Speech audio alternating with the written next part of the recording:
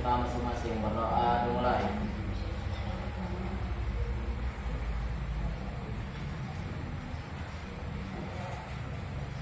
Berdoa selesai. Terima kasih. Ada yang tidak hadir pada pagi hari ini? Victorianus Mila. Nanti tolong disampaikan ya kalau misalnya hari ini kita belajar tentang bakteri. Silakan disiapkan dulu alat tulisnya, kemudian dilihat kalau videonya apakah ada sampah. Ada ya. Ada yang masih mengingat materi kita pada pertemuan minggu lalu? Minggu lalu kita belajar apa? Ciri, struktur, dan reproduksi virus. Nah, apa saja sih ciri-ciri virus? Ada yang tahu? Saya, Bu. Nah, silakan, Kristi.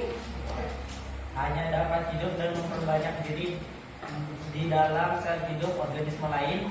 Kedua, memerlukan asam nukleat untuk bereproduksi. Ketiga, bersifat aseluler atau tidak memiliki sel. Keempat, bersifat patogen. Patogen. Apa saja struktur virus? Bagaimana strukturnya? Terdiri dari 3 bagian, yaitu kepala, leher, dan ekor.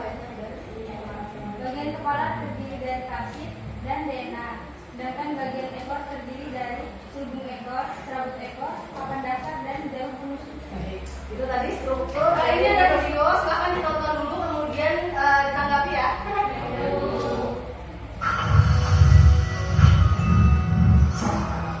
Air. Siapa bilang di dalam setetes air tidak ada kehidupan? Nah, di video ini akan membuktikannya, guys. Seseorang membuat video karena penasaran berapa banyak organisme yang hidup di dalam air. Ia menggunakan gelas berisi air dan rumput yang didiamkan hingga beberapa hari. Setelah itu ia meneteskan air tersebut dan melihat pada mikroskop. Hasilnya lihat aja tuh, guys. Air memperlihatkan terdapat berbagai macam organisme seperti bakteri, archaea, alga, dan lainnya. Dari video ini ada yang mau menanggapi? Ya, silakan. Video ini menceritakan kehidupan di dalam air yang dilihat menggunakan mikroskop. Terdapat bakteri, virus, alga, dan protozoa yang terlihat pada air. Jadi hari ini kita akan belajar salah satu mikroorganisme yang terlihat di video tadi. Tujuan dari kegiatan pembelajaran kita pada hari ini adalah menganalisis ciri-ciri dan struktur bakteri, menganalisis peranan bakteri dengan ketat, membuat poster kesehatan berkaitan dengan peran bakteri dalam kehidupan, dan menyajikan hasil berupa poster kesehatan berkaitan dengan peran bakteri. Nah, Ibu ada video lagi nih terkait dengan fenomena yang terjadi beberapa waktu lalu. Mungkin kalian ada yang menonton beritanya. Jadi ini terkait dengan bakteri juga. Ya, silakan ditonton dulu. Kemudian jika ada yang mau menanggapi, jika ada yang mau mengomentari, silakan ya. Kita ke sorotan berikutnya, saudara. Badan Pengawas Obat dan Makanan Indonesia menghentikan peredaran produk coklat merek Kinder Joy karena diduga terkontaminasi bakteri Salmonella. Komisi 9 DPR RI menilai langkah BPOM menghentikan peredaran produk coklat Kinder Joy sudah tepat. Pasalnya, Badan POM Inggris menerbitkan peringatan publik terkait penarikan secara sukarela sejumlah coklat merek Kinder Surprise karena diduga terkontaminasi bakteri Salmonella yang dapat menyebabkan diare, demam, dan sakit perut. DPR meminta Badan POM terus memperbarui informasi tentang produk Kinder Joy. Apa sih di video ini? Kinder Joy yang ditarik dari pasaran karena salmonella. Tadi salmonella itu menyebabkan apa tadi?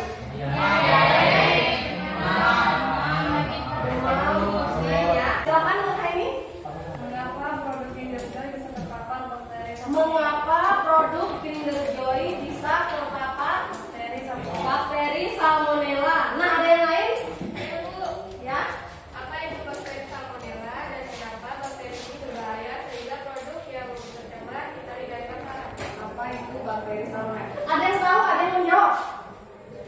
Kenapa kira-kira produk Kinder Joy ditarik dari pasaran dan mengapa bakteri ini sangat berbahaya? Tadi itu kan karena katanya menyebabkan diare, demam, ya. sudah dalam bentuk kemasan nih, kira-kira kenapa ya masih bisa tercemar oleh salmonella? Kira-kira kenapa? Nah, sebelum kata Yasmi, sebelum dikemas, betul ya. Jadi produknya ini sudah memang terpapar sebelum dikemas. Nah, salmonella ini ternyata itu bisa didapatkan dari daging mentah, kemudian telur yang mentah atau setengah matang, kemudian susu yang tidak dipasteurisasi dengan baik, kemudian buah-buahan yang tidak dicuci dengan bersih, kemudian bisa juga dengan mencuci buah atau sayur dengan air yang sudah tercemar. Nah, kenapa Kinder Joy bisa terpapar oleh salmonella? Itu bisa jadi dari bahan baku yang kita belajar tentang ciri, struktur, dan peranan dari bakteri.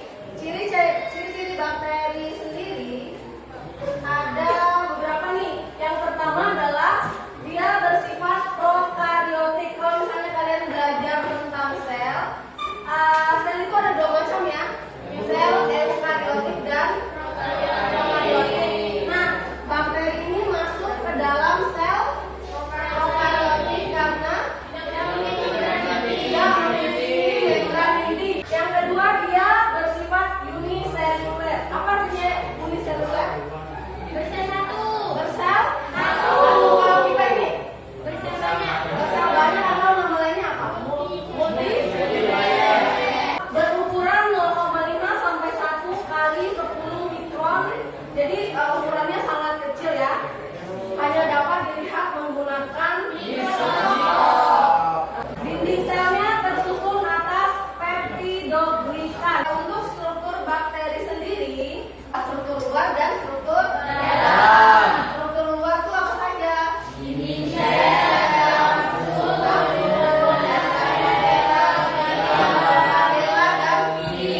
Nah, struktur dalamnya apa? Sitoplasma,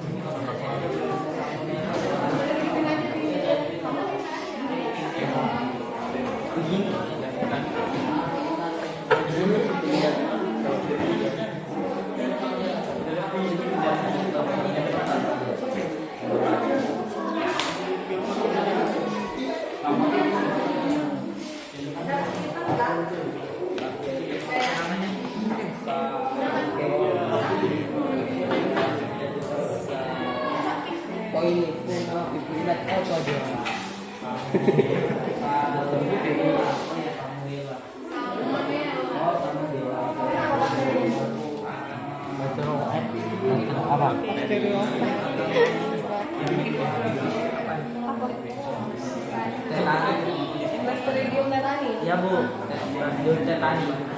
Sudah dicari literatur ya? Bakteri Diplococcus yang mengakibatkan munculnya peradangan pada kandung udara atau virus. Neisseria meningitis adalah bakteri gram negatif penyebab penyakit meningitis dan meningococcinia. Penyebab penyakit meningitis secara umum adalah bakteri dan virus. Penyakit ini disebabkan oleh infeksi bakteri Troponema colitum. Penularan sifilis tidak berbeda dengan IMS lainnya, yaitu melalui kontak seksual yang tidak aman, baik hubungan seksual melalui mulut, kelamin maupun. Apa yang harus kita lakukan agar terhindar dari bakteri tetanus?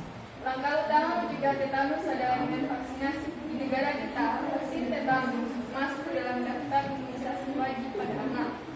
Bakteri Salmonella typhi atau Typhosa merupakan bakteri gram negatif berbentuk batang dengan ukuran lebar 0,7 sampai 1,5 mikron dengan panjang 2,0 sampai 5,0 mikron, bergerak dengan adanya flagel. Salmonella typhi pada umumnya bersifat patogen sehingga banyak menyebabkan menyebabkan infeksi baik pada manusia maupun hewan. Jadi hari ini sudah ada 5 bakteri yang kita bahas. Tadi ada Neisseria meningitis tentang penyakit meningitis, kemudian Natani tentang tetanus, kemudian kelompok 3 Salmonella typhosa tipes, kemudian kelompok 4 Treponema pallidum atau yang bakteri yang menyebabkan sifilis, dan yang terakhir Diplococcus pneumonia menyebabkan pneumonia. Sebelum menutup kegiatan kita,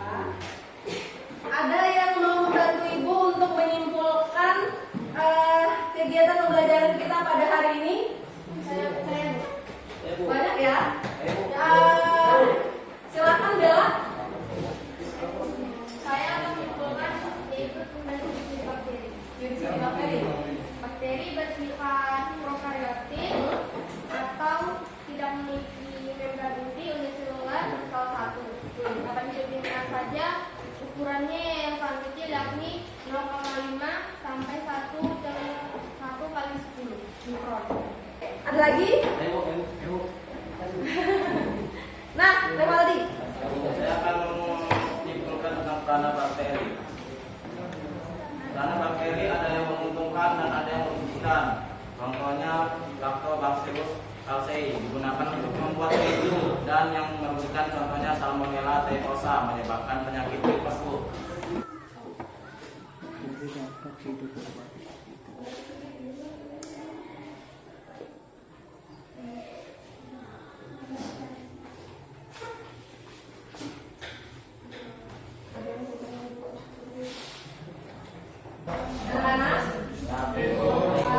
Minggu depan kita belajar materi pertumbuhan dan perkembangan pada tumbuhan. Jadi Ibu harap kalian sebelum masuk pembelajaran kalian sudah mencari referensi terkait pertumbuhan dan perkembangan pada tumbuhannya.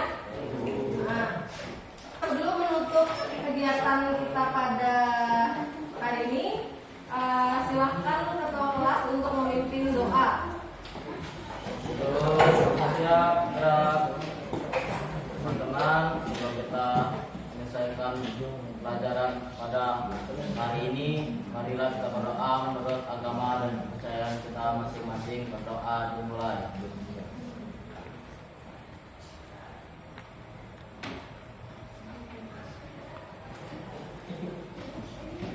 Berdoa selesai. Anak-anak, terima kasih karena sudah aktif hari ini ya. Saya harap untuk pertemuan selanjutnya lebih baik lah dibandingkan hari ini ya. Materi kita minggu depan apa? Pertumbuhan dan perkembangan pada pertumbuhan dan perkembangan pada tumbuhan. Jadi kalian bisa browsing dari internet atau enggak di buku paket kita itu di halaman di bab 6 ya, pertumbuhan dan perkembangan. Jadi kalian baca-baca dulu sebelum masuk belajar nanti ya. Semoga hari ini kita mendapatkan ilmu yang bermanfaat ya. Saya akhiri. Wassalamualaikum warahmatullahi wabarakatuh. Waalaikumsalam warahmatullahi wabarakatuh.